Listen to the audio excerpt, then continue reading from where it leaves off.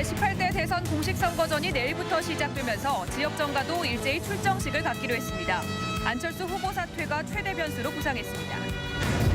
동구 지역 주택가를 돌며 13차례나 성폭행을 저지른 40대가 경찰에 붙잡혔습니다.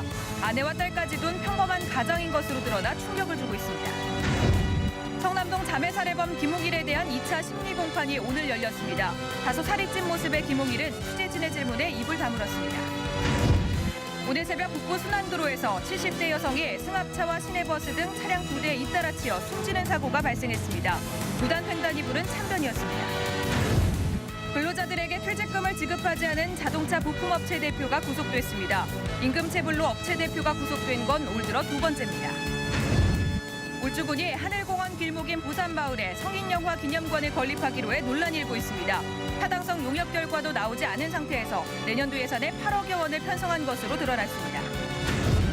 420억 원을 들여 지난해 준공한 민자부두가 황혼노조와의 마찰로 1년째 개점 휴업 상태가 계속되고 있습니다.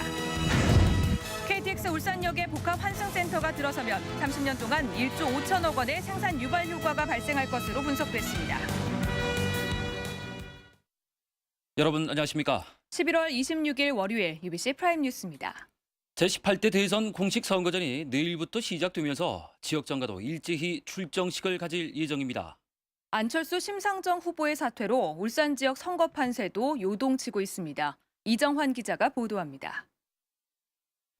새누리당은 내일부터 시작되는 공식 선거운동을 맞아 울산시당과 6개 지역 선거 사무실에서 국회의원들이 직접 선거운동을 진두지휘할 계획입니다. 국가의 운명을 결정하는 대선입니다. 왜 박근혜해야 되는지 또 달라진 새누리당의 모습을 보여드림으로써 국민들의 믿음과 지지를 얻도록 최선을 다하겠습니다. 민주통합당은 공공의료원 설립과 신재생에너지 연구개발단지 조성, 탈원전 등 문재인 후보의 울산 10대 공약을 발표하고 선거운동 준비를 마무리했습니다.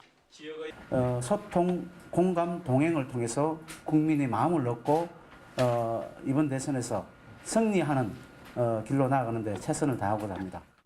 새누리당과 민주통합당, 통합진보당은 공식 선거운동이 시작되는 내일 일제히 출정식을 갖고 필승 의지를 다질 예정입니다. 울산에서 70% 득표율을 목표로 잡은 새누리당은 보수 성향 유권자 결집에 사활을 걸고 있습니다. 민주통합당은 사퇴한 안철수, 심상정 두 후보의 지지자를 얼마나 표로 연결시키느냐가 최대 관건입니다. 울산시 선관위는 선거 판세가 양강구도로 바뀌면서 선거 분위기가 조기에 과열될 걸로 보고 불법 선거운동을 철저히 단속한다는 방침입니다. 금품 향응 제공이나 단지의 불법적인 선거 개입, 인터넷을 통한 비방, 허위사실 유포 등을 중점 단속할 계획입니다. 공식 선거전이 시작되면서 박근혜, 문재인 유력 대선 후보는 이르면 다음 달 초 울산을 방문해 본격적인 표박狩이에 나설 걸로 보입니다. UBC 뉴스 이정환입니다. 성남동 자매 살해범 김홍일에 대한 2차 공판이 오늘 울산지법에서 열렸습니다. 검찰은 김홍일이 계획적인 살인을 저질렀다며 압박했지만 김홍일은 단 한마디도 하지 않았습니다.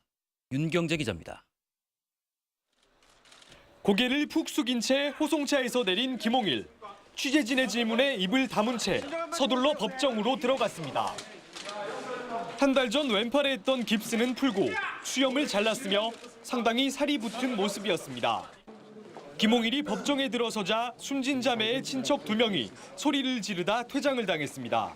또 재판 도중 김홍일이 숨진 언니의 회사 동료에게 언니를 잘 부탁한다는 말을 했다고 하자 친척과 친구들이 거짓말이라며 소리쳐 또 한 번 퇴장당하기도 했습니다. 검찰은 공판에서 김홍일이 자매를 계획적으로 살해했다는 점을 밝히는 데 주력했습니다. 검찰은 김홍일이 범행 전 울산에서 청구하는 법, 주방용 칼, 불 붙는 기름이란 단어를 인터넷에서 검색했고 사건 일주일 전 동생의 SNS에 예쁜 다리를 며칠 뒤면 못 보게 될 것이란 말로 살해를 암시했다며 동생 역시 계획적으로 살해했다고 주장했습니다. 증인으로 나선 자매 아버지는 언니가 김홍일의 집안과 직업을 모욕한 적이 없는데도 이를 살해 동기로 주장하고 언론엔 죄송하다고 말한 뒤 구치소 동료에겐 자신이 검색어 1위에 오른 점을 자랑하는 등 위선적인 모습을 보이고 있다며 울분을 터뜨렸습니다. 무기징역으로 받더라도 모범수로 생활하면 감형이 돼가지고 석방될 수 있다. 그런 생각을 가지니까 강력히 이제 사형을 선고를 하고 하면은 다음 제2, 제3의 예비 범죄자들이 공판을 마치고 구치소로 돌아가는 김홍일은 자매 친구들로부터 계란 세례를 맞기도 했습니다. 다음 달 21일로 예정된 3차 공판에선 김홍일이 지난 한 달 동안 받은 정신감정 결과가 최대 변수가 될 전망입니다. 검찰은 범행 전 김홍일로부터 자매를 살해할 것이란 말을 들었다는 친구를, 김홍일의 변호인 측은 김홍일의 친어머니를 증인으로 각각 신청했습니다. UBC 뉴스 윤경재입니다.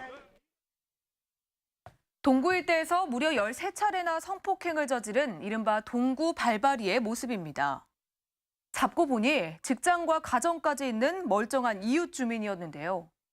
4년 넘게 계속된 발바리 행각은 담배꽁초에서 나온 DNA를 추적한 경찰에 덜미가 잡혔습니다. 김규태 기자가 보도합니다. 지난 4일 새벽 동구의 한 주택가. 한 남자가 오토바이에서 범행 도구로 보이는 뭔가를 꺼내 사라집니다. 1시간 반쯤 뒤 다시 나타난 이 남자는 가져갔던 물건을 오토바이에 넣고는 유유히 사라집니다. 동구 발바리로 불리는 42살 안모 씨는 이날 자신의 집에서 불과 200m 떨어진 인근 주택에서 잠자던 10대 여성을 성폭행했습니다. 안 씨는 열린 창문을 통해 집 안으로 들어간 뒤 흉기로 여성들을 위협해 성폭행하고 신고하지 못하도록 촬영까지 했습니다. 부인과 딸을 둔 평범한 가장에 직장을 다니는 안 씨는 지난 2008년부터 무려 13차례나 이 같은 범행을 저질렀습니다. 경찰 조사 결과 피해자들 모두 안 씨의 집 근처에 사는 이웃 주민들이었습니다. 방범용 CCTV를 피해 범행을 저질렀고 DNA 분석에 대비해 담배꽁초도 함부로 버리지 않는 치밀함을 보였습니다. 공장에서 그걸 버린 게 아니고 길 갔다 원래 다 흔들져 버립니다. 그래서 보고 치우고 그래서 그렇지 않아요. 주민들은 연쇄 성폭행범이 이웃 주민이라는 게 믿기지 않는다는 반응입니다. 남일 같다는 생각을 많이 했는데 막상 내 주변에 그런 사람들이 있다고 생각하니까 막 사람들이 다 이제 무서워 보이고. 경찰은 안 씨를 구속하고 추가 범행이 있는지 수사를 벌이고 있습니다. UBC 뉴스 김규태입니다. 70대 여성이 승합차와 시내버스 등 차량 2대 잇따라 치여 숨졌습니다. 시야가 흐린 새벽 시간에 육교 옆에서 무단 횡단하다 변을 당했습니다.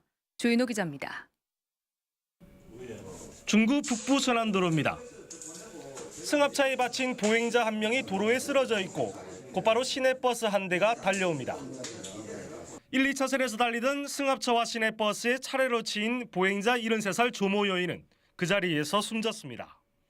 집에서 배낭을 메고 나와 버스를 타러 가던 길이었습니다.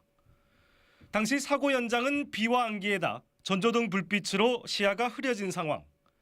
이 때문에 두 운전자 모두 사고 당시 검은 물체가 갑자기 나타났고 사람인 줄 몰랐다고 진술했습니다. 70대 여성은 반대편에서 길을 건너다 변을 당했습니다. 보시는 것처럼 육교가 있었지만 이를 무시하고 무단횡단을 한 겁니다. 올 들어 이 같은 무단횡단으로 인한 사망사고는 모두 41건. 몸이 불편해 육교를 이용하기 힘들거나 생계를 위해 폐지를 줍다 차에 치이는 등 사망자 대부분이 60대 이상입니다. 생계를 위해서 어려운 환경에 계신 분들이 무단횡단을 하는 경우가 많습니다. 주변에 지나가시다가 그런 분들이 계실 때 시민의식을 적극 발휘해서 무단횡단하지 않도록 이렇게 계도하고 안내해 주시는 자세가 좀 요구된다 하겠습니다. 경찰은 과실치사상 혐의로 승합차 운전자 34살 김모 씨를 입건한 한편 무단횡단을 막기 위한 인도 펜스 등 시설물 설치가 시급하다고 밝혔습니다. UBC 뉴스 조인호입니다. 근로자들에게 퇴직금을 지급하지 않은 자동차 부품업체 대표가 구속됐습니다. 임금체불로 업체 대표가 구속된 건 올 들어 두 번째입니다. 이영남 기자입니다. 이 자동차 부품 제조업체의 사내 하청업체는 지난 5월 업체를 정리하는 과정에서 부동산을 팔고 2억 원의 자금이 남았습니다. 업체 대표는 그러나 이 돈을 개인 용도로 써버리고 근로자 25명에 밀린 퇴직금 1억 1천만 원은 지급하지 않고 잠적했습니다. 저는 한 190 정도도 못 받았고요. 저희 반장님은 한 1,000만 원 넘고 이제 알고 보니까 사장님이 고의적으로 부도를 냈고 배신이죠 이거는.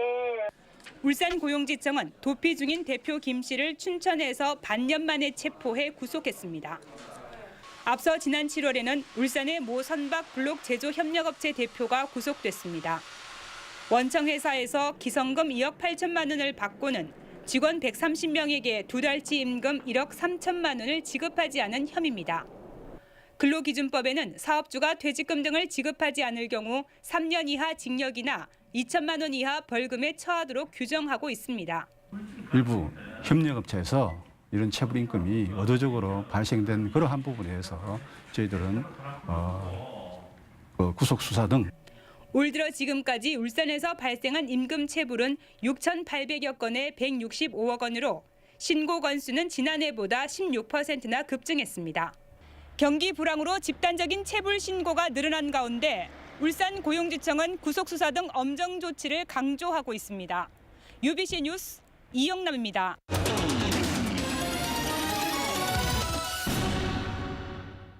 (70년대) 영화 촬영지였던 보삼마을에 영화 기념관 건립이 추진돼서 논란이 일고 있습니다.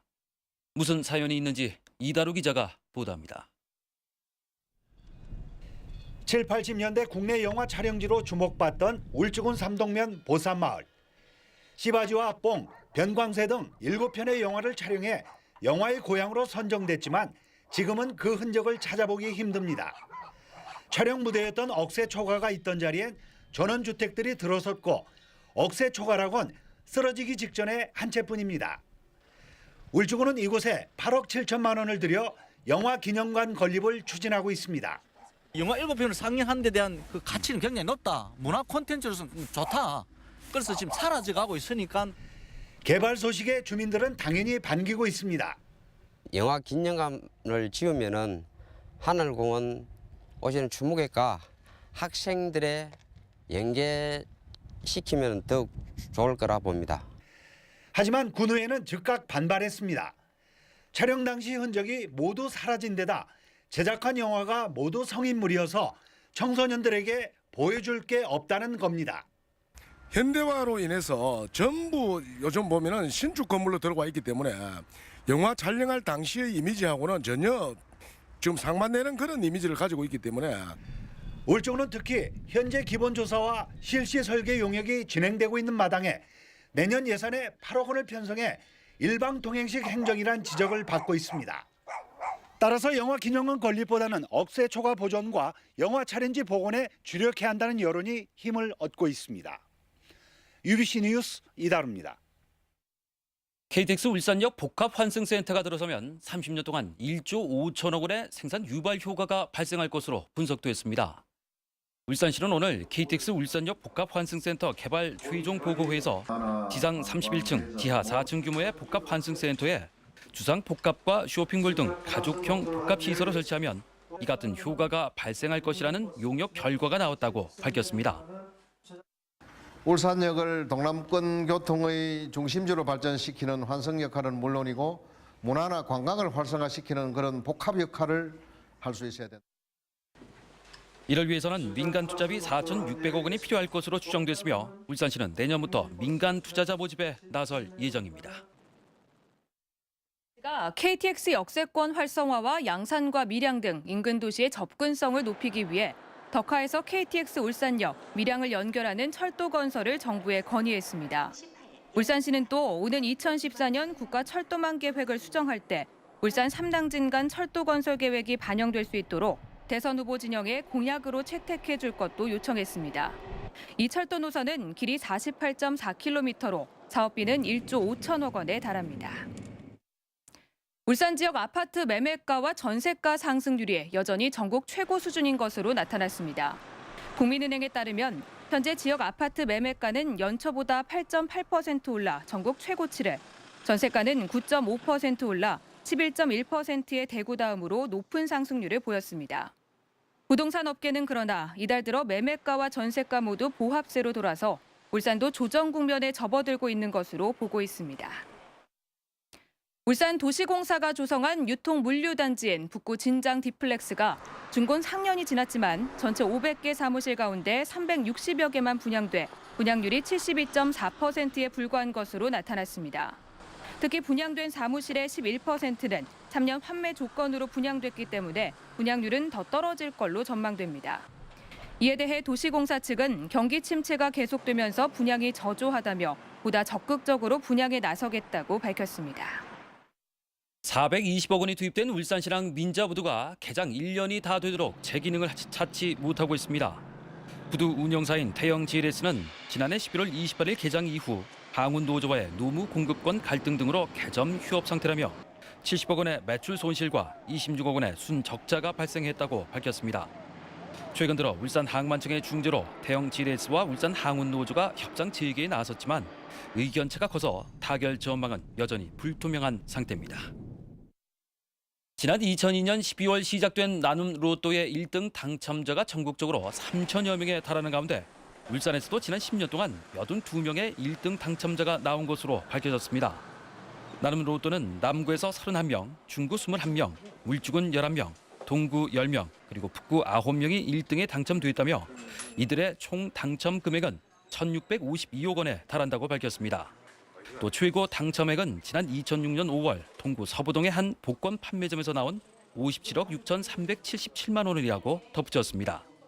1등 당첨 최다 판매점은 남구 달동의 한 복권 판매점으로 6차례 1등에 당첨됐고 중구 우정동의 한 복권 판매점이 4차례로 뒤를 이었습니다. 증가세를 보이던 현대자동차 방문객이 지난 7월 노조의 부분 파업 이후 크게 줄어든 것으로 나타났습니다. 현대차에 따르면 지난달 말까지 울산 공장을 찾은 해외 방문팀은 449개로 지난해보다 82개 팀이 줄었으며 내국인도 634개 팀에서 470개 팀으로 감소했습니다. 현대차 관계자는 지난 7월 부분 파업 이후 울산 공장은 방문 신청은 줄고 아산과 전주 공장은 늘고 있다고 밝혔습니다. UBC가 단독 보도한 회화강 상류 폐기물 중금속 검출과 관련해 울산시가 경남도청에 오염토 방출을 요청했습니다.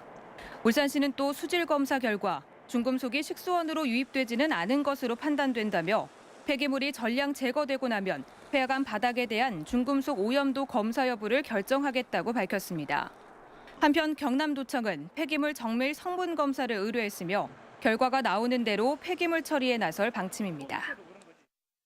울산시 의회가 오늘 울산시와 시교육청에 대한 행정사무감사를 모두 마무리했습니다.